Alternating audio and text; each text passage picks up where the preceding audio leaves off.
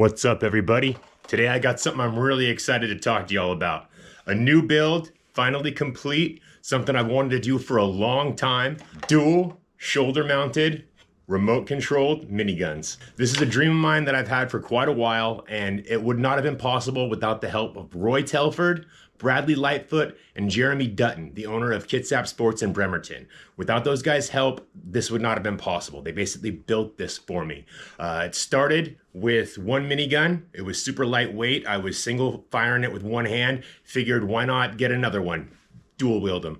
And with that, I was like, well, if I'm gonna dual wield them and they're this lightweight, why not strap them to my shoulder and do something completely outlandish? Once I had the idea to shoulder mount them, it was just, how do we make it possible? What parts do we need? What assembly is required? How do we wire up the triggers? I decided to workshop it with my friend Lightfoot. I went and bought the shoulder pads. He works in a metal shop, so he's able to like fabricate and weld and stuff like that. He's also got a 3D printer. So he basically said, give me the guns. I'll mount them to your shoulder pads for you, which is what he did. It was great. And then he had the idea to use some brake lines and brake handles for each of the triggers. They went around the trigger, and then when you pulled them, it would pull the triggers tight. That was an all right system. The brake lines didn't like to reset on their own very easily, so it was a little bit clunky. That was the first iteration. My buddy Jeremy, the owner of Kitsap Sports in Bremerton, he went ahead and had a brilliant idea to just wire them up directly to a single clacker to the system so that I wouldn't have to worry about accidental firing with the kill switches. And he went ahead and added a little bit of flair with the battery readouts. And yeah, he made the extension much longer so that I could fire it from wherever I want to, even while holding another gun, which will be nice. These are TAC legal, which means that they're legal at the local field that we play at, Tacoma Airsoft Center. They shoot at about 330 FPS, maybe a little bit less, but it's nothing that you should be too afraid of on the field.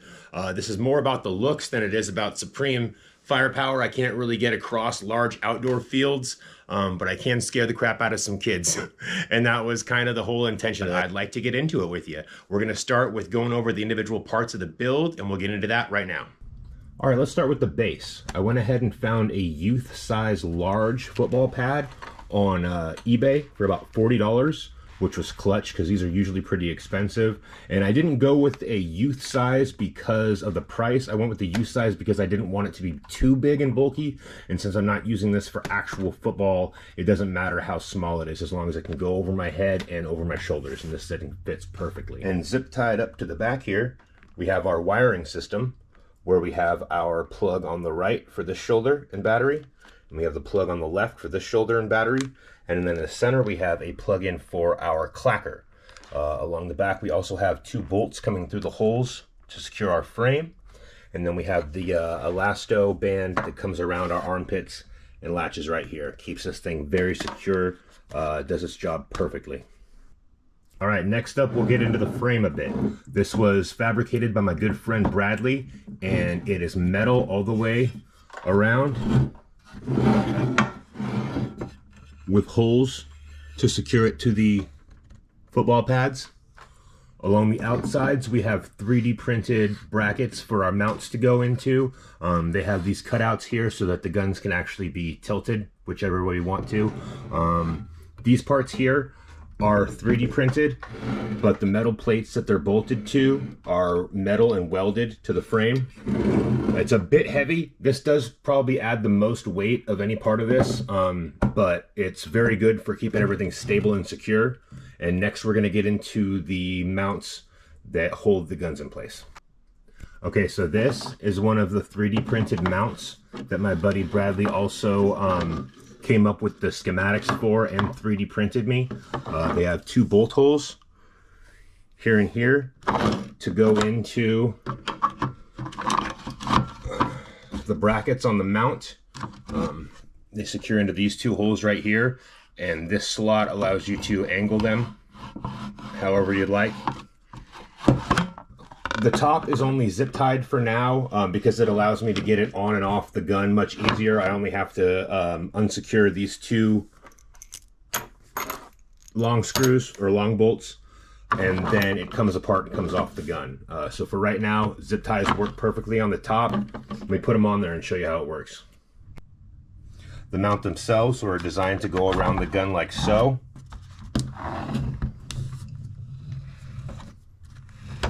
Secures around the outside perfectly, opens up in the bottom, and reveals the battery compartment. But we'll get into the actual gun wiring here in a minute. But for right now, that's how they secure around the gun. Fits real snug.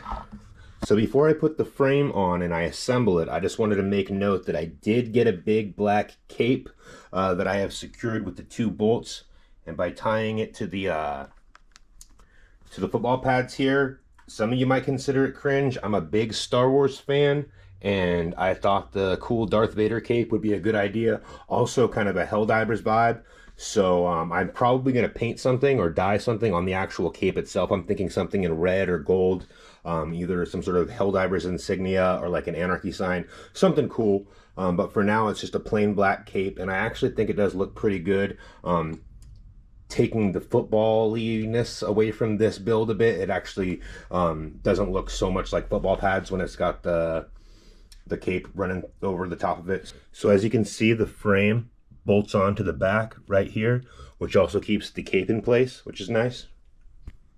Now let's go over the gun and the wiring job itself, which was done by Jeremy Dutton, owner of Kitsap Sports in Bremerton. I highly recommend Kitsap Sports for any parts, any guns. You get a great deal, and he's an amazing tech.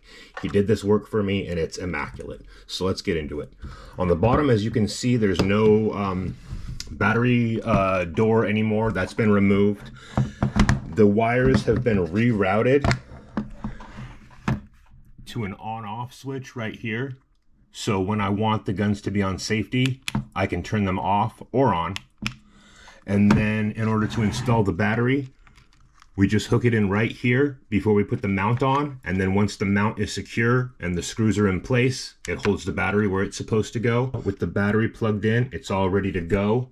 The mount just goes around the outside of it and fits over it nice and snug. Now, once we have our battery plugged in, Jeremy installed a really cool feature right here on it. I'm going to turn it on, and it actually gives you a battery readout, so you know how low your battery is. I think that's pretty cool.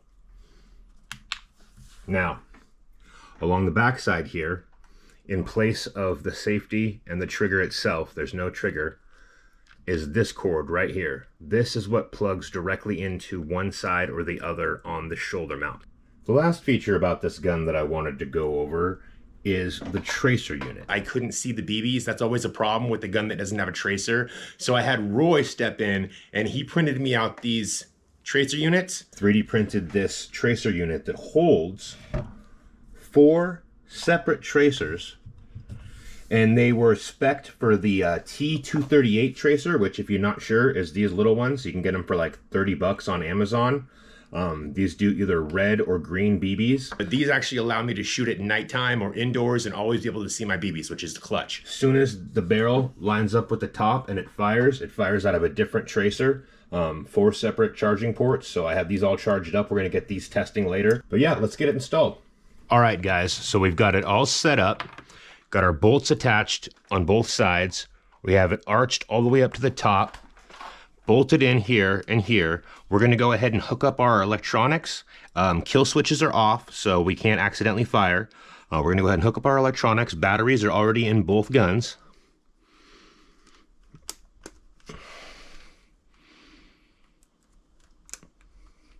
All right, last step is we're gonna connect this clacker. We have a nice long wire wired into it right here. We have an on-off momentary switch with a very nice clicking sound. And we're gonna go ahead and plug this in right here in the back.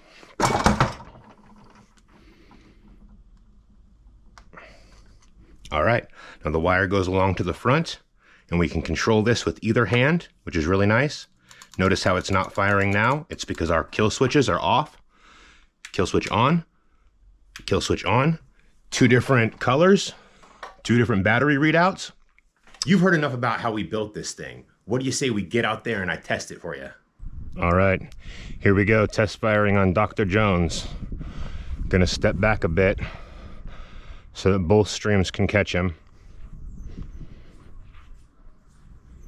Ready? Got the clacker in hand.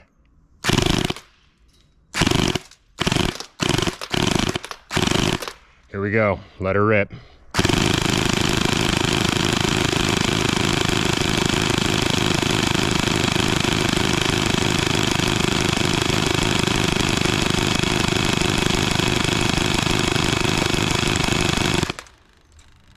Holy moly. Well, I'd say we definitely put the hurt on old Dr. Jones.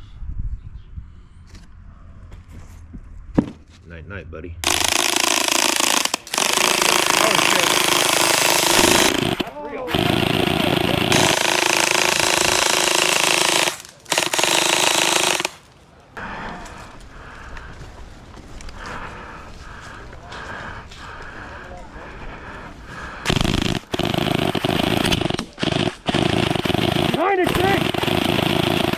Hit, Harry. Behind the tree in front of me. 3 meters out. All right, so here we have a pretty clear example of why I only played 1 round this day, only 2 lives, and I was done with the rig. I had to take it off. There was just way too many hills and way too far back to respawn to keep walking back and forth with this rig on. I broke my back. The field was great. I had a blast this day, and there will be future gameplay with this rig on. Just this day, I couldn't do it with this respawn. Sorry, guys. So, we tested this baby out in the daytime. Now it's nighttime. Let's get back out there and show you how these tracers work. I'll see you in hell, Dr. Jones.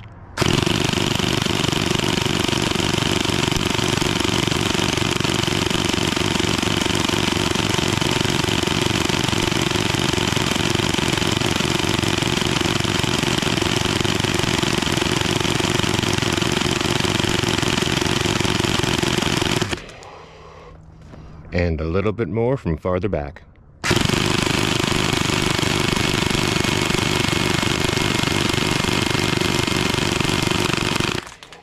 Damn. My plans for the future of this build is I want to get some sort of LED lighting system that can light up either red or blue, and then get maybe some switches, some pressure switches that can be shot so I can change from team to team in sort of like a juggernaut mode or something. I think that would be really fun. As well as I would like to get some juggernaut armor. I want to get a full body juggernaut outfit, something that looks appropriate for these miniguns. That'll be like the end goal, the final product. But for now, I have the actual gun set up exactly how I want it. It works perfectly. I might add a little bit more stabilization so it's not quite as wobbly when I walk, but I shouldn't be going up and down hills anyway. So as far as the build total, I'd say it's about a little over $1,000 altogether for everything that all the parts and stuff that went into this. Totally worth it in my opinion. This thing turns heads, and I mean, you tuned in for a reason. But yeah, if there's any other questions that you have about this build, feel free to hit me up in the comments, ask me whatever you want to. Anything I didn't go over, let me know. See you on the field.